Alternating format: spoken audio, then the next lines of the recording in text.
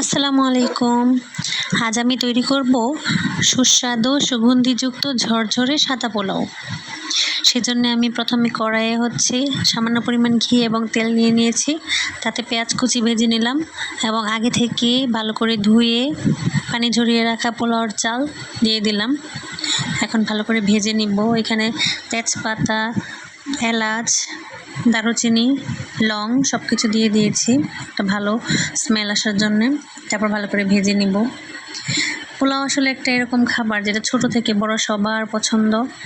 ছোট কোনো আয়োজন হোক কিংবা ঈদে হোক, যে কোনো বড় আয়োজনে হোক, পোলাও মাস্ট লাগবেই। এবং অল্প পোলাও রান্না করা হলে সবার মনই যেন ভালো হয়ে যায়। এর সুগন্ধে পুরো ঘর মোমো করে। আমি অলরেডি স্মেল পাচ্ছি।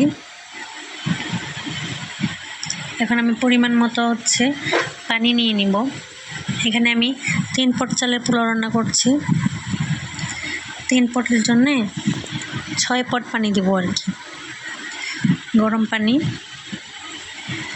1 পট চালের জন্যে সবসময় এর ডাবল পানি নেবেন, তাহলে পোলাও একদম ঝরঝরে হবে, তুলতুলে হবে। একটি পোলাওর সাথে আরেকটি পোলাও লেগে যাবে না, খুব ঝরঝরে হবে।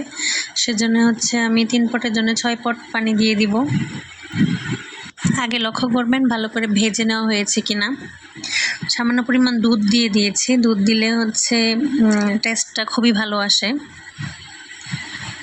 তারপরে পানি দিব, গরম পানি। ভালো করে ভেজে তারপর গরম পানি দিয়ে দিব। এই যে এখন আমি পানি অ্যাড করে দিচ্ছি। পানি অ্যাড করে দেওয়ার পর একটু ভালো করে নেড়ে তারপরে ঢেকে দিতে হবে। জি, ঢেকে দিচ্ছি। একটি কথা মনে রাখবেন, পানি ফুটে আসার পর যখন চাল এবং পানি সমান সমান হয়ে আসবে, তখন আপনারা চুলাটি বন্ধ করে দিবেন এবং তার কিছুক্ষণ পর 5 থেকে 7 মিনিট পর আপনারা এরকম ঝরঝরে পোলাও দেখতে পাবেন। দেখেন আমি ওই জায়গাটুকু স্কিপ করে নিয়েছিলাম।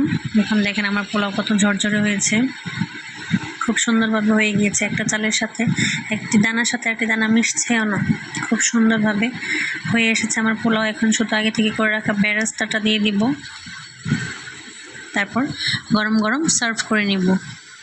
সবাই দেখতে পাচ্ছেন আমার ঘর অলরেডি পোলাওয়ের সুগন্ধে আমার ঘর মোমো করছে। এই তো রেডি হয়ে গেল আমার সাদা ঝরঝরে পোলাও। আপনারা বাসায় কীভাবে ট্রাই করেন অবশ্যই জানাবেন আমাকে কমেন্ট বক্সে। ধন্যবাদ এতক্ষণ আমার সাথে থাকার জন্য।